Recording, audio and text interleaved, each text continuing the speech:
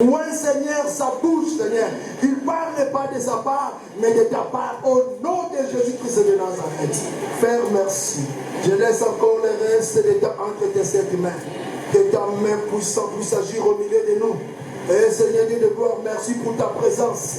Merci Seigneur pour ta présence. Merci pour ta présence, Jésus. Merci pour ta présence au milieu de nous, Jésus. Merci pour ta présence, car la Bible déclare, là où deux toi sont rassemblés à ton nom, tu es au milieu d'eux. Merci Seigneur parce que tu es au milieu des saints. Au milieu de ceux nous croyons dans ta présence. Est-ce que quelqu'un peut ouvrir une offrande d'acclamation?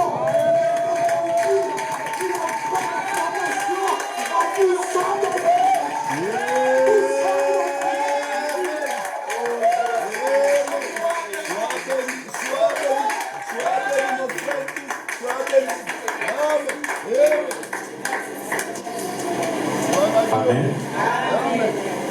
Oui, soyez tous les bienvenus dans la présence de notre Seigneur. Je crois les enfants de la maison nous connaissent déjà, ils sont déjà habitués. Mais pour ceux qui viennent pour la première fois, peut-être aujourd'hui vous aurez peut-être des difficultés pour nous comprendre. Mais nous allons faire notre effort comme nous marchons. Comme j'ai l'habitude de marcher, nous allons marcher dans la révélation et nous allons aussi marcher dans la doctrine. Amen. Pour que tout le monde puisse y comprendre. Alors celui qui ne comprendra pas quelque chose, nous sommes ici les jeudis pour répondre à toutes les questions. Alléluia. Ok. Première lecture, nous allons ouvrir notre Bible dans le livre de Genèse, chapitre 23.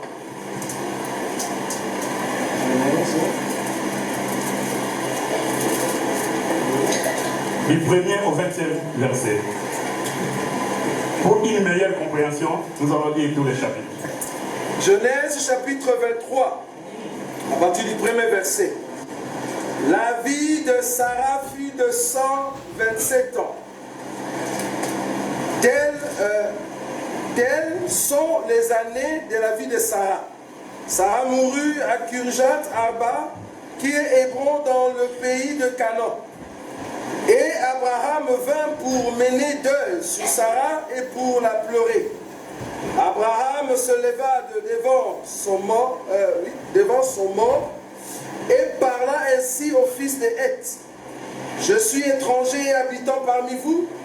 Donnez-moi la possession d'un sépulcre chez vous pour enterrer mon mort et l'ôter de devant moi.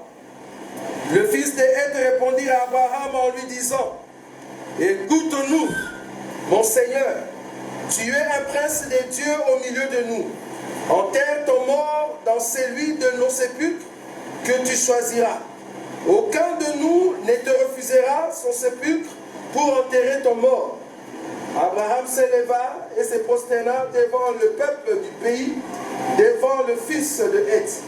Et il leur parla ainsi, si vous permettez que j'enterre mon mort et que je l'ôte de devant de mes yeux, écoutez-moi et priez pour moi, Ephron, fils de Tchophar, de me céder la caverne de Macpéla, qui lui appartient, à l'extrémité de son champ, de me le céder contre la valeur en argent, afin qu'elle me serve de possession sépulcrale au milieu de vous.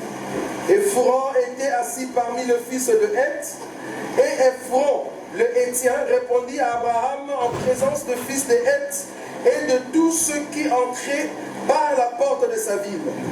Non, mon Seigneur, écoute-moi, je te donne les champs et je te donne la caverne qui est, je te le donne aux yeux de fils de mon peuple. Enterre ton mort. Abraham se prosterna devant le peuple du pays et il lui parla ainsi à Ephron, en présence du peuple du pays, écoute-moi, je te prie, je donne le prix du champ, accepte-le de moi et j'y enterrerai mon mort. Et Ephron répondit à Abraham en lui disant, mon Seigneur, écoute-moi, une terre de 400 cycles d'argent, qu'est-ce que c'est là entre moi et toi? Enterre ton mort. Abraham comprit Ephron, et Abraham pesa à Ephron l'argent qu'il lui avait dit en présence de fils de Heth, 400 cycles d'argent, ayant pour chez le marchand. Le champ d'Ephron à Macpéla vis-à-vis de Mamré, le champ et la caverne qui y est, et tous les arbres qui sont dans les champs et dans toutes les limites alentour, devinrent ainsi la propriété d'Abraham aux yeux de fils de Heth et de tous ceux qui entraient par la porte de sa ville. Après cela, Abraham enterra Sarah sa femme dans la caverne du champ de Macpéla, vis-à-vis de Mamré, qui est Hébron dans le pays de Canaan. Le champ et la caverne qui y est demeurent à Abraham comme possession sépulcrale, acquise de fils de Heth. Amen. Amen. Deuxième lecture, Ecclésiaste chapitre 6. Ecclésiaste, Chapitre 6, verset 3. Ecclésiaste chapitre 6, verset 3. Amen. Je lis au nom du Seigneur. Amen. Quand un homme aurait 100 fils,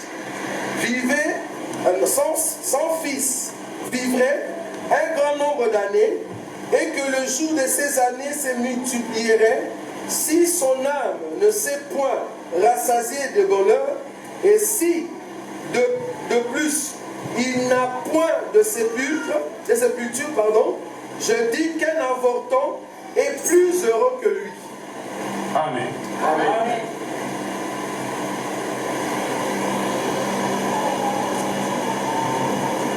Alléluia.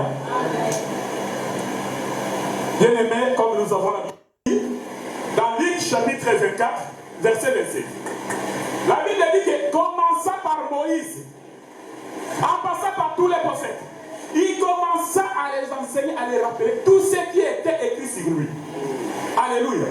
C'est-à-dire la Bible parle d'un seul homme. Alléluia.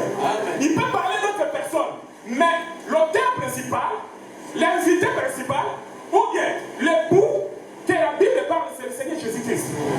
Alléluia.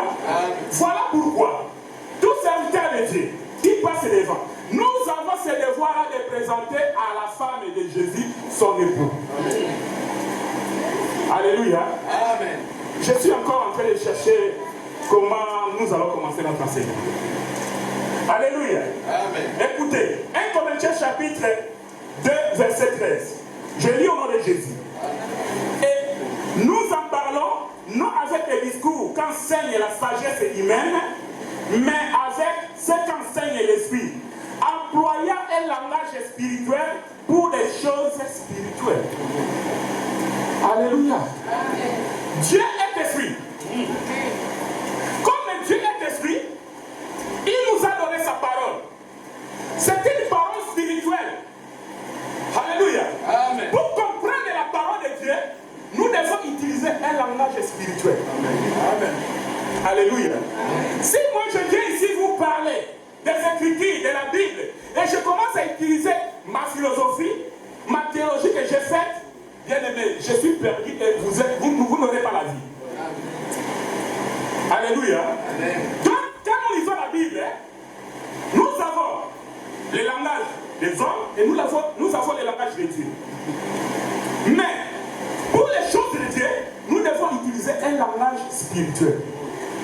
Voilà pourquoi, chaque fois, même si nous montons dans la révélation, nous devons rentrer dans la doctrine. Pour que le peuple de Dieu ait la vie. Alléluia. Il est merveilleux. Vous savez, quand les enfants d'Israël sont sortis de l'Égypte, ils arrivent au désert, l'Éternel va convoquer Moïse sur la montagne.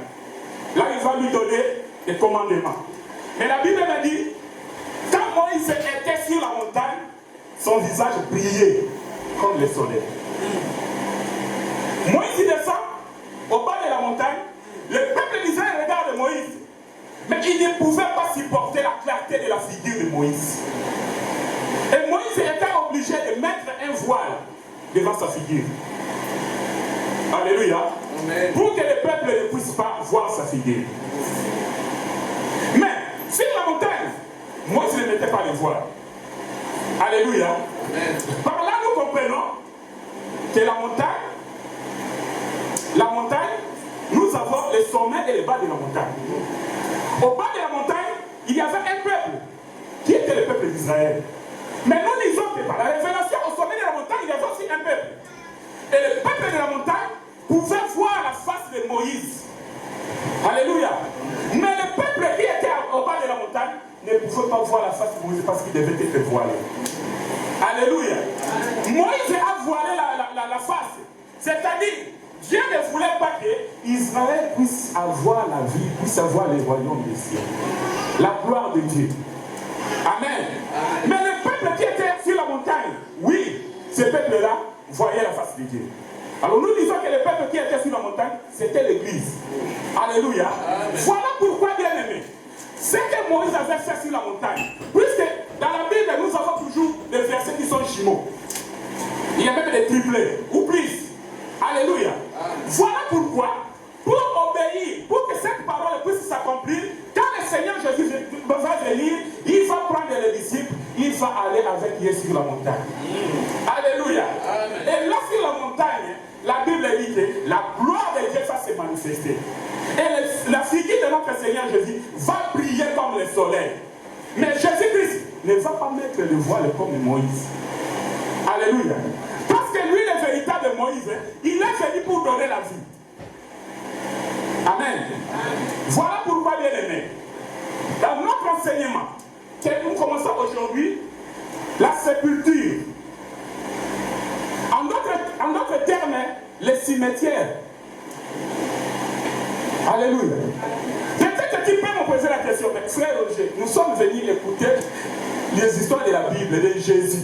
Quand tu commences à nous parler des cimetières, des sépultures, ça veut dire quoi? Alléluia. Amen. Alors nous disons que la sépulture, c'est le sabbat. Or, le sabbat, c'est le repos. Or, le repos, c'est la vie éternelle. Or, la sépulture, nous pouvons conclure que c'est toute une personne. Alléluia. Amen. La sépulture, c'est toute une personne. Écoutez bien aimé. La Bible dit, dans le livre des Psaumes, la Bible dit que la révélation de ta parole donne la vie. La révélation de la parole. C'est-à-dire, nous avons la parole, mais s'il n'y a pas la révélation, il y a la mort. Mais quand il y a la révélation, il y a l'interprétation exacte de la parole de Dieu, ça donne la vie. Alléluia. Dans le texte que nous avons lu, bien aimé, la Bible nous parle d'un homme qui s'appelait Abraham, que nous connaissons tous dans la Bible. Abraham qui était dans son village, dans son pays, il vivait calmement. Mais Dieu va le choisir, Dieu va l'appeler, Dieu va le faire sortir de son village, de son pays. Il dit, viens, tu vas aller là où je vais te conduire. Abraham ne savait pas là où Dieu voulait le conduire. Mais Abraham, par la foi, par l'obéissance, il a accepté de suivre Dieu. Il faut commencer à marcher avec Dieu. Finalement, après un certain nombre d'années, Dieu va lui donner la promesse de lui donner la terre de Canaan. Dieu dit que je donnerai à ta descendance cette terre. Or, Abraham était déjà arrivé sur la terre de Canaan. Mais Abraham, à cause de la famine, à cause des problèmes, à un moment donné, Abraham va sortir de Canaan pour descendre où? En Égypte. Et de là, il va encore un jour revenir à Canaan. Mais écoutez bien aimé, Dieu dit à Abraham que cette terre, ce pays de Canaan, je te donne en possession. Mais, chose curieuse, pendant tous ces pèlerinages d'Abraham, il était là. On ne sait pas s'il comprenait ce que le Seigneur lui avait dit. Mais Abraham, c'est un prophète. N'oublions pas. Voilà pourquoi la Bible dit que Abraham était à Canaan. Il est arrivé à Canaan, mais il attendait encore une autre cité meilleure. C'est-à-dire Abraham, sur la terre de Canaan, il ne voyait pas ce Canaan terrestre. Il voyait une autre Canaan. Alléluia. va se passer? Là, nous avons dit dans le chapitre 23, la Bible dit que Sarah, qui était la femme d'Abraham, puisque Sarah est différente de Sarai. Alléluia. Amen. Sarah est différente de Sarai. Sarai, c'était une femme stérile.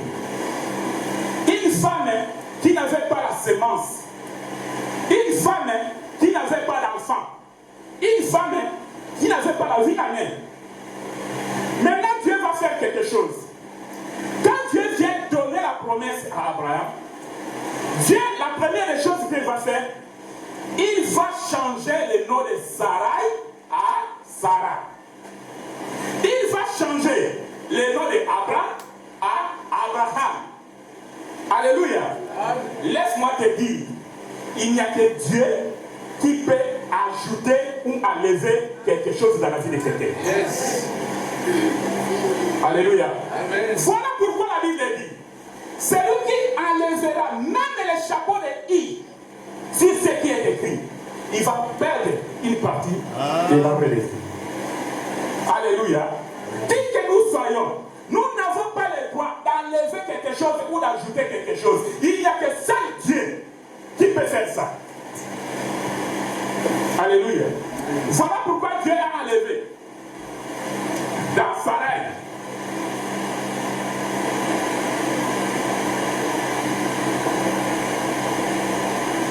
Et dans Abraham,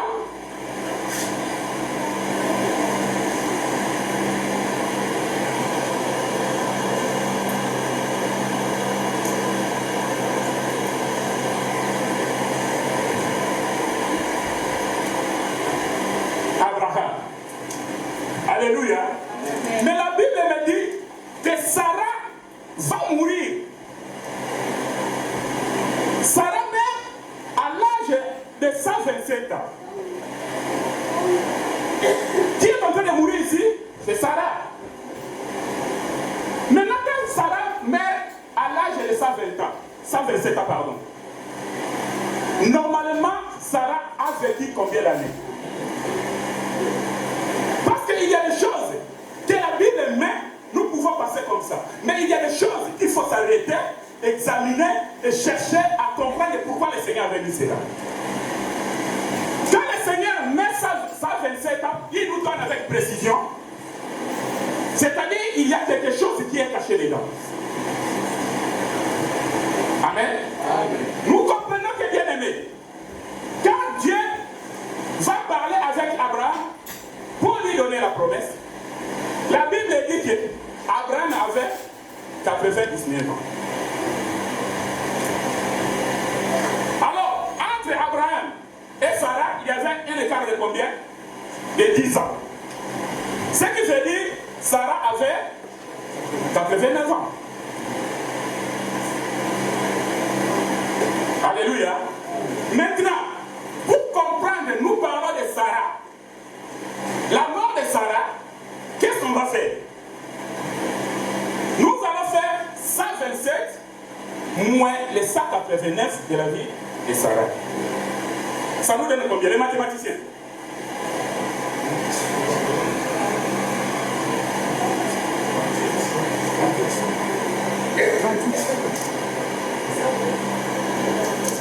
Aïe, aïe, aïe. Assez paralytique, il est de Thèse, de la piscine, il est de Thèse. L'ensemble de Jean chapitre 7. La Bible dit qu'il y avait une piscine où l'ange descendait pour bouger l'eau. Et la première personne qui entrait dans l'eau, il recevait la vie, il recevait la guérison. Mais il y a eu un paralytique qui est arrivé là. La Bible dit qu'il avait souffert pendant 38 ans. Mais quand il arrive, il ne paie pas. Mais depuis 38 ans, cet homme-là, je crois que sa famille l'amenait chaque jour pour le mettre à côté de la piscine. De façon que quand l'ange va descendre, quand l'ange va bouger l'eau, qu'il puisse tomber, ou bien que quelqu'un puisse le plonger pour qu'il soit sauvé.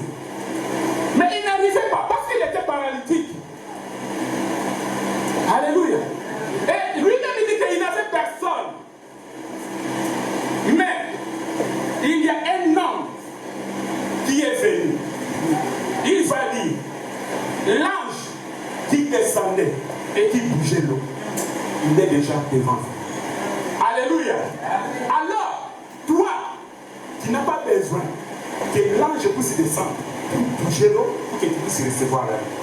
Alléluia. Voilà pourquoi sa conversation avec ces paralytiques, il va dire, qu'est-ce que tu veux? Et le paralytique commence à lui donner des explications, tout ça, chez les personnes, et quand l'ange descend, bouge de l'eau et point.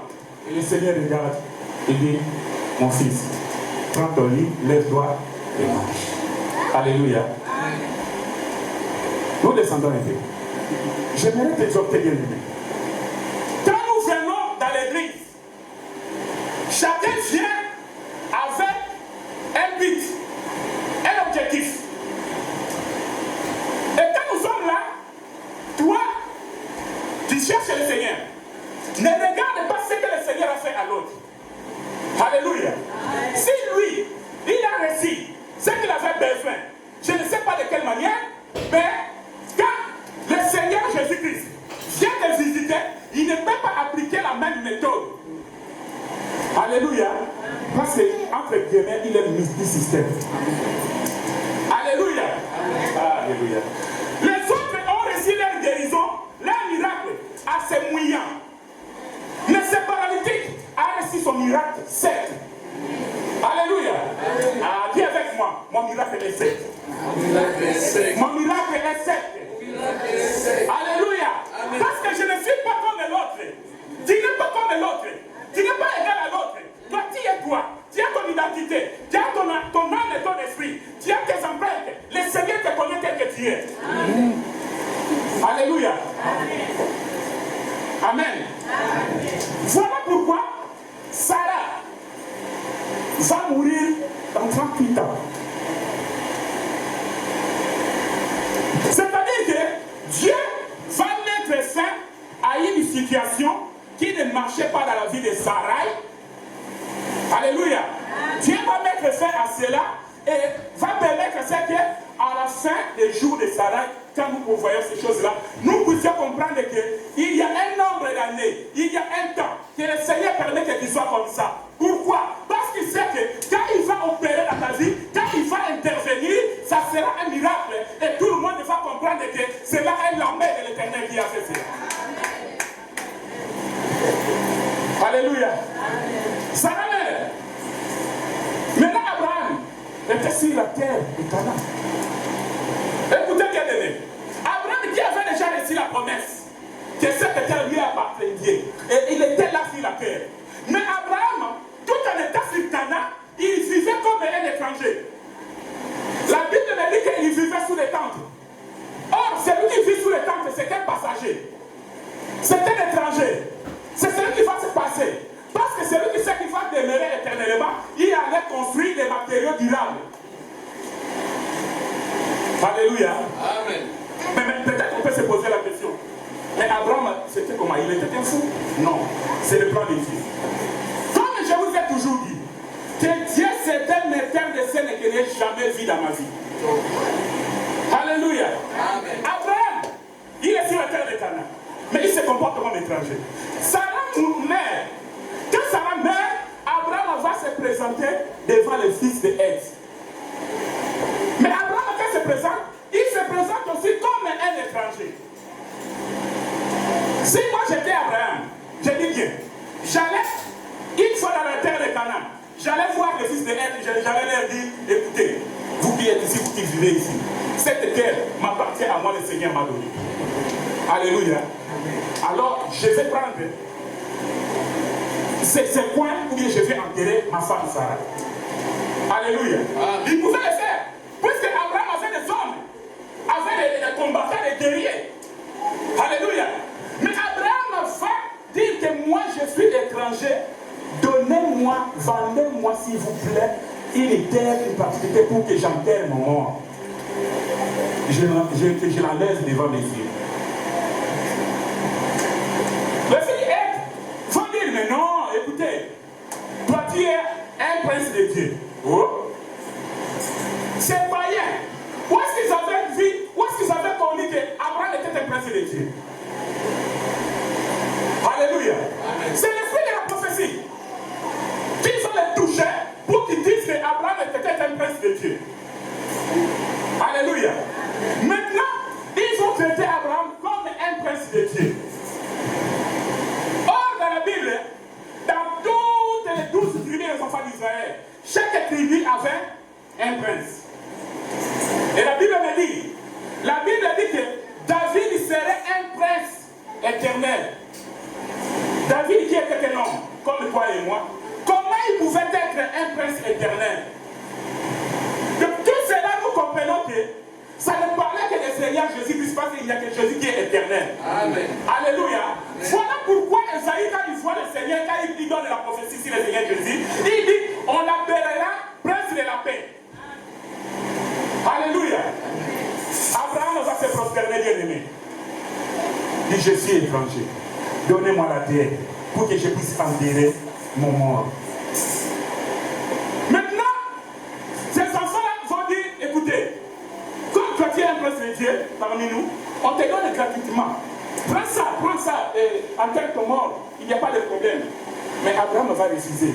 Il dit non, je ne peux pas prendre ça gratuitement. Je ne sais pas que vous me donniez gratuitement. J'ai besoin d'acheter cela avec de l'argent. Alléluia. Maintenant, quand il demande qu'on lui vende cette portion de terre, ce n'est pas Abraham qui fixe le prix. Et ce n'est pas tous les enfants qui fixent le prix. Mais l'esprit de la prophétie toujours va les toucher pour dire que 400 cycles d'argent, c'est quoi? Et Abraham va comprendre qu'ils ont besoin de 400 cycles d'argent. Alléluia. Abraham va compter de l'argent, 400 cycles d'argent. Il va donner aux enfants de Heth et on va lui vendre ces champs qu'on appelle les champs de Macpéla. Dans ces champs, il y avait une caverne. Dans ces champs, il y avait des arbres. Alors, comme Abraham a acheté cela, c'est-à-dire tout ce qui était dans les champs appartenait maintenant à Abraham. Alléluia. Amen. Tout ce qui était dedans appartenait à Abraham.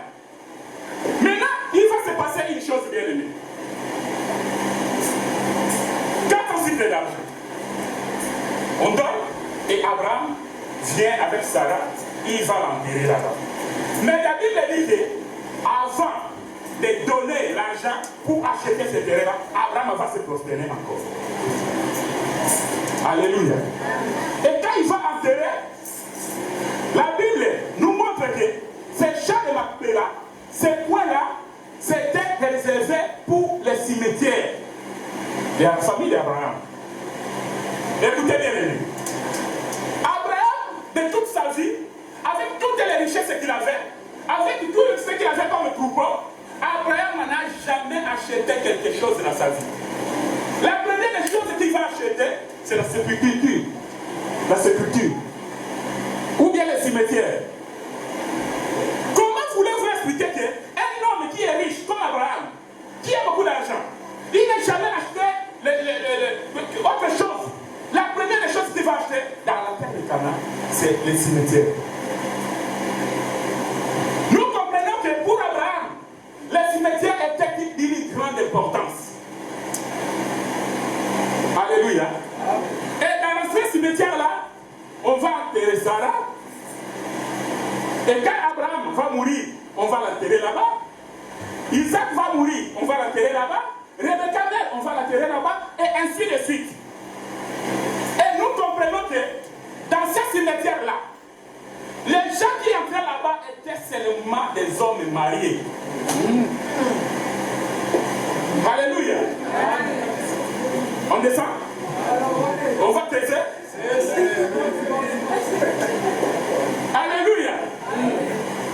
Écoutez bien aimé. Abraham, il est père. Alléluia. Mais Abraham, quand il arrive sur la terre de Canaan, en tant que père, il ne peut pas acheter la terre. Sinon, on ne va pas le vendre. On ne va pas lui vendre la terre de Canaan. Abraham, ce qu'il doit faire pour acheter la terre de Canaan, pour enterrer son mort, Abraham, la première des choses, c'est qu'il va faire, il va faire quoi? Il va se prosterner. Yes. Alléluia. C'est-à-dire Abraham va quitter les stades de père, les stades de papa. Abraham va prendre la position du fils, il se prosterne. racheter la terre pour Alléluia. Parce qu'Abraham en tant que père, c'est le lion. Alléluia. C'est la puissance, c'est la force. Avec la force, avec la puissance, il ne pouvait pas avoir une portion de terre pour enterrer sa femme. Le fait qu'Abraham se prosterne, ce n'est que le Seigneur Jésus, Dieu qui se descend, qui s'humilie. C'est l'humilité pour acheter une portion de terre pour qu'il puisse enterrer sa femme. Alléluia. Mais la Bible nous dit qu'Abraham s'est prosterné 2 fois. Nous comprenons bien aimé que la première fois, nous savons ce que nous disons. Alléluia. C'est-à-dire, si toi, Abraham, en dehors du champ de m'appeler docteur, tu étais polygame, tu avais Sarah, tu avais, comment il s'appelait encore la femme? Agar. Mais une fois dans le champ de m'appeler, tu n'es plus polygame et tu deviens couple. Alléluia. C'est comme ça. Jacob, tu avais combien de femmes? En dehors du champ de m'appeler, 4. Mais quand tu es déjà dans le champ de m'appeler, ici ce n'est pas question de polygamie. Alléluia. Tu dois entrer toi seul avec ta femme. Alléluia. Vous allez le comprendre. Je sais que les bien-aimés, il y a des bien-aimés qui ne comprennent pas encore. Voilà pourquoi nous comprenons que le champ de Macpéla n'est rien d'autre que l'arche de Noé. Alléluia. Pourquoi nous disons cela? Parce que quand Dieu a demandé à Noé de former l'arche, Dieu va demander à Noé de mettre la porte. Excusez-moi, il y a beaucoup de choses à dire là-bas. Mais on ne va pas entrer dans la profondeur. Noé va former l'arche. L'arche là, la Bible dit que sa porte n'avait pas de mesure. Mais c'est Dieu lui-même qui va aller dans la forêt pour chercher les animaux qui devaient entrer dans l'arche.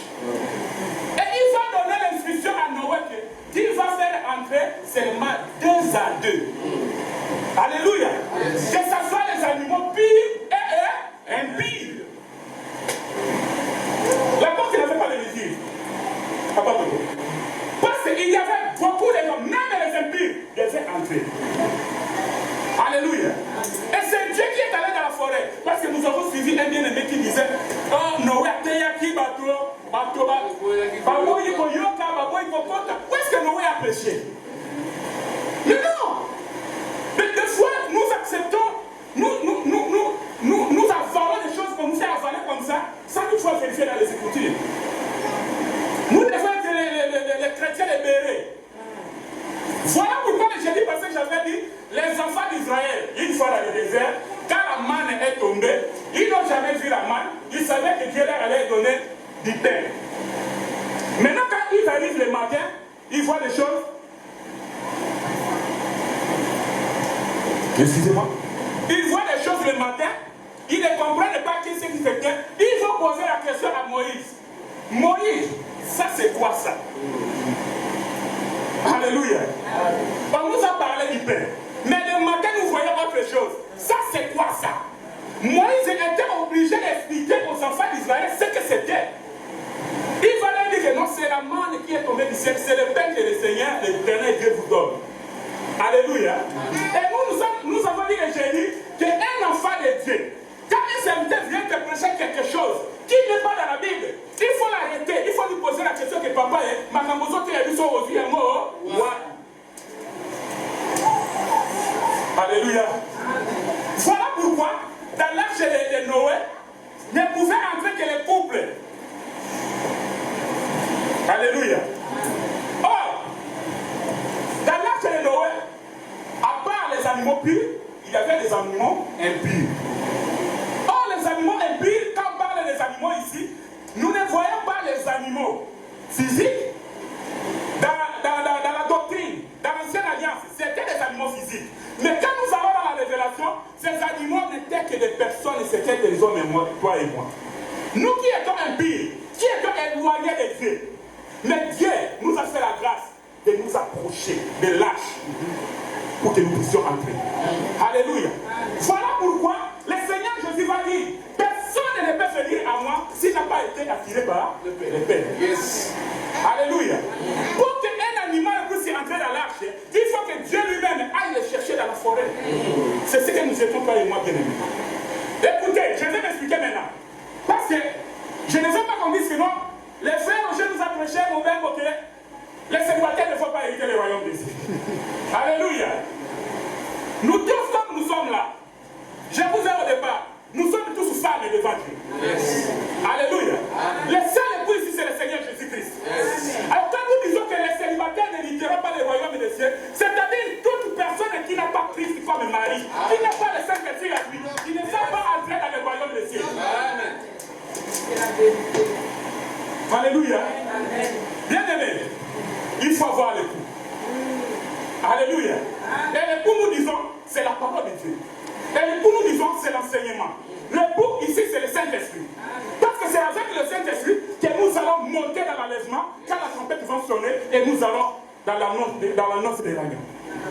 Alléluia. Quand nous disons que les célibataires n'hériteront pas le royaume des cieux, n'entreront pas, non, ne prenez pas les célibataires physiques comme nous sommes là. Nous sommes dans les choses spirituelles. Alléluia.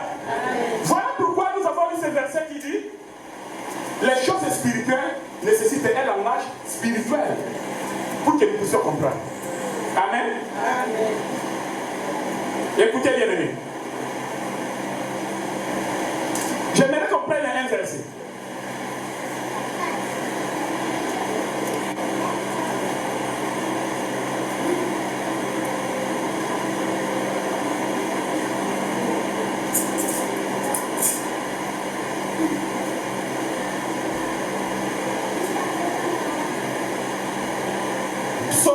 Non. Nous allons lire Jean chapitre 5, verset 5. Là où je vous ai parlé des piscines et des Bethesda. J'ai quelque chose à vous dire là-bas avant de passer. Jean 5. Jean 5, verset 5. Jean chapitre 5, 5e verset. Amen. Là s'est trouvé un homme malade depuis 38 ans. Je continue. Oui, continue. Jésus l'ayant vu coucher et sachant qu'il était malade depuis longtemps, lui dit, veux-tu être guéri? Le malade lui répondit, Seigneur, je n'ai personne pour me jeter dans la piscine quand l'eau est agitée. Et pendant que j'y vais, un autre descend avant moi. Lève-toi, lui dit Jésus, prends ton lit et marche. Aussitôt cet homme fut guéri, il prit son lit et marcha. C'était un jour de sabbat. Amen. Le juif dit donc à celui qui avait été guéri, c'est le sabbat, il n'était pas permis d'emporter ton lit. Alléluia. Alléluia. Nous avons dit que la sépulture, c'est le sabbat. C'est le repos. Et nous allons vérifier cela dans les Écritures bien-aimées. Mais nous sommes rentrés ici pour vous montrer que quand nous parlons de 38 ans de Sarai, et nous sommes allés chercher ces témoins, c'est pour dire que dans la piscine de Bethesda, il y avait 5 portiques. Alléluia. Celui qui pouvait être dans la piscine de Bethesda, il devait être en face des 5 portiques. Et nous pouvons dire ceci. Les 5 portiques aujourd'hui ne représentent rien d'autre que le ministère. Alléluia. Amen. Si tu veux bien aimé, avoir la main de Dieu, si tu veux recevoir quelque chose de la part de Dieu, il faut arriver au niveau des 5. Alléluia. C'est-à-dire dans l'église, nous avons 5 ministères. Le ministère que le Seigneur nous a laissé, c'est par ce ministère-là qui est la main de Dieu. C'est-à-dire la main de Dieu est en train de travailler entre les 5 ministères pour nous conduire. Alléluia. À tout ce que nous avons besoin, nous devons passer par les ministères. Voilà pourquoi les ministères de Dieu, ils sont là. Ils ont cette mission-là. Nous avons cette mission-là. Pourquoi? Parce que Moïse, il a donné le pain aux enfants d'Israël. Mais c'était le pain en entier. Les enfants d'Israël, ils ont mangé le pain en entier. Voilà pourquoi ils n'ont pas eu la vie. Mais le Seigneur Jésus-Christ, quand il est venu sur la terre, il va prendre le pain, il va briser le pain, après il va donner aux apôtres. Alléluia. Les apôtres vont prendre les pains. Ils vont manger. Et le Seigneur Jésus, quand il montre, il laisse le seul ministère.